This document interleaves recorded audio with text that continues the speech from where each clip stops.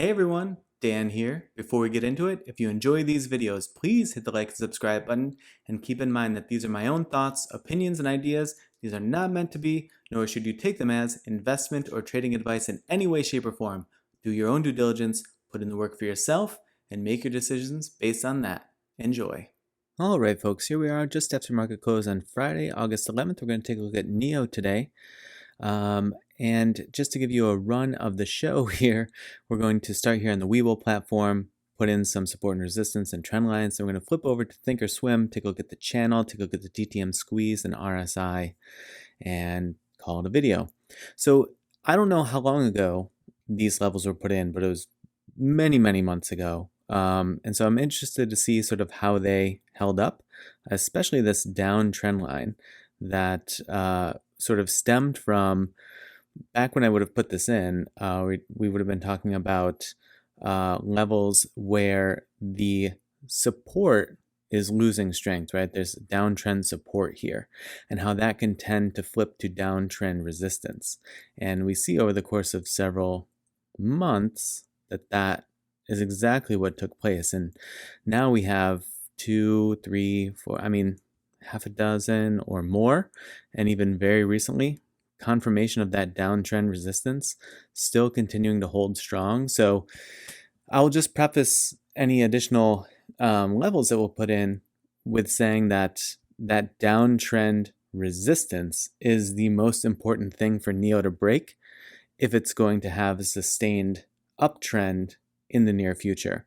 We see this really strong run from 7 to over 16, but still, where it got caught was just shy of that downtrend resistance. So it can have great runs, and you can play the intermediary in there, but a lengthy, sustained movement is going to require break of this exact downtrend resistance, which has been plaguing it, we could say from here, from January of 2022.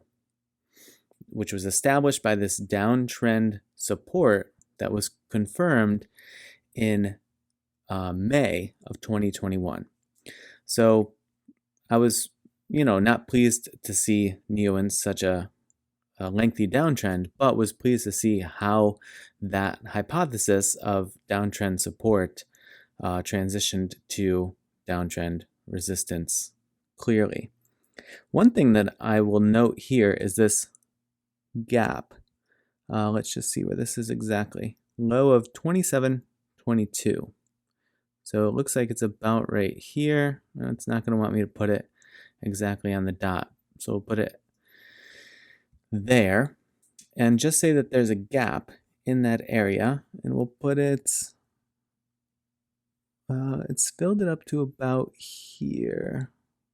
Let's see, where would it enter the gap that's left? It's like a partially filled gap. So between about 26.48 up to, what did we say, 27.22? And so if it's able to get some motion over that downtrend resistance, that would be a potential long-term target for it to try to hit, is to fill that gap. So, I could see us potentially down the line, if things reverse trend, if we have some more really strong movements like we saw from that 7 to 16, maybe it can work itself back up into that range. I'm looking at these. I don't know why these levels are so close in, but we can deal with that if and when we get there. Not going to worry too much about it now. But for now, we have, this like 1046 level that I had in there, which continues to prove out, right? You see resistance here, and then when it flipped to resistance to support here, that's when it had that big move, at least over 10. It obviously had a big move from 7. But I thought, now that it's in the teens here, it'd be worth coming in and putting some levels in that range, because really I don't have anything from that 1046 up to that that trend line resistance. So put a level in here, 1042. You see all of this resistance here, attempted support there, flipped to resistance, came back up, hit resistance again, shucked off. So 1242, really, really important level. I'm going to zoom in pretty tight to these areas because I think this is going to provide us with the most info for the price range that we're interested in at the moment. I would put this right about here. Let's see. Say right here, 1280. There's a level there, I would say. Repetitive flipping from resistance to support, 1319. What do we got below here? There's a bunch of options. What looks right is the question. Yeah, 1229. There's a lot that are pretty tight in here. It's a pretty sticky area once it gets into these 12s, which is obviously where it is. But let's chart a course down to 12 in case it continues to dip. And obviously had a previously filled gap to here and continued to ping off of that area again. And let's put in some levels above 1319 in case it gets back and pushes. 1344 seems obvious to me. This is not super strong, but you know, potentially something there around 1372. And then let's see where this, it's really just that. How about this? Yeah, 1435-ish. Seems to make sense. If it comes in and has some additional price action between 1372 and 1435, you know, we could put in some additional levels there. So let's see how this translated into recent price action. Yeah, you see some pretty good movement here. And also, you know, this 1435, if it comes up and wants to fill this gap here from about 1419 or so, 1435, pretty small gap. But if it wants to, that could be a target. And then another gap here, you know, just above 13, a bit above where it is. So if it is able to catch some support and reverse some trend, it could fill those small gaps and then sort of see where it wants to stabilize or if it wants to retreat back again. Being this tight in, I'll just put a level here because it seems pretty apparent to me, around 1477. Yeah, we'll leave it there. Could be up a little higher, I thought, but I think that's probably about right. So those are the levels as I see them. You can sort of pause the video or screenshot or whatever. Take a look at your own chart if you want to. But that's where I see. But again, just to reconfirm that downtrend resistance, to zoom back out, is the most important thing for any sustained movement. It's been in place for a long time and didn't even present itself as downtrend resistance, presented itself as downtrend support. So it's a really, really strong level in my opinion, and will be critical for any sustained motion upward. All right, flipping over to NIO on the daily, Thinkorswim. So this setup shows us a channel, mid-ranges of channel, volume, TTM squeeze, and RSI. So as it pertains to the channel, obviously in that big push that we talked about, it shot itself out of the upper bound of the channel. And then what I look for after that happens, either if it leaves the channel to the upside or the downside, is a reversion to the midline. So that midline here, this bright blue line in the middle here, and that's what it's done recently. Now it's dipped below that as of today. So I'm really interested to see, is it going to be able to quickly catch support here and reverse back upward?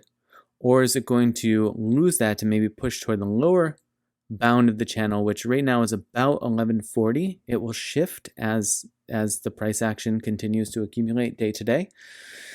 But it's at a pretty critical point, having dipped below midline support in the channel. I've seen it before. Whatever video I did yesterday talked about this, where it can quickly recover after a dip. But the other possible scenarios, it just continues to sort of slowly bleed down through this low to mid support line around 1217, and then, like I said, the lower bound of the channel there in the mid 11s. So I have to keep an eye on that. Now we see, obviously, there's a little like herky-jerky action here in the TTM squeeze indicator, a bunch of bullish momentum. So we had a one candle trigger, and then it fired, and that was at this day, it was, this is when it was in the 7. So it's a good signal there when it was triggering. and it fired, and it fired and sort of, like I said, it had a herky-jerky sort of momentum indicated on the TTM squeeze, where it wasn't this most recent action is the most clean. It was nice sustained uptrend and then nice sustained downtrend, like a really smooth with this one sort of blip in the mix.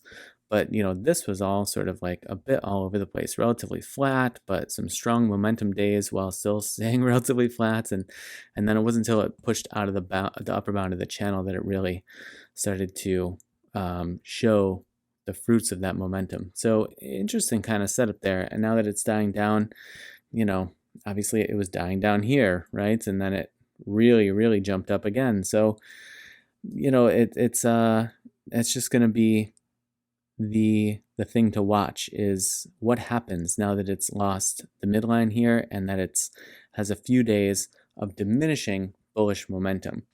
RSI sitting at 52, so able to move strongly one way or the other if it wants to. Now it is still in firing mode. You see these what are these green dots?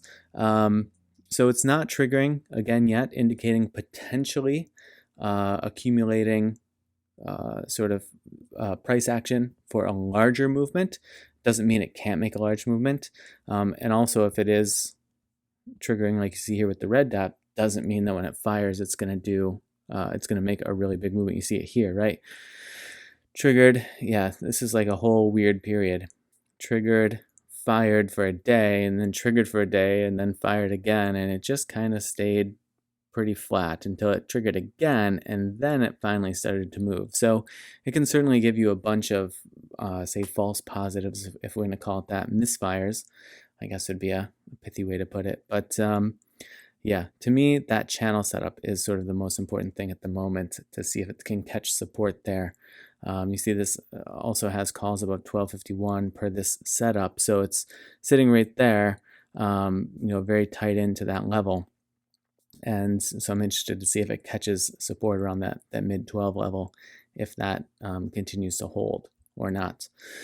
All right, folks, I hope you had a good trading week and that you enjoy your weekend. And as always, I appreciate you watching, and I will see you in the next video.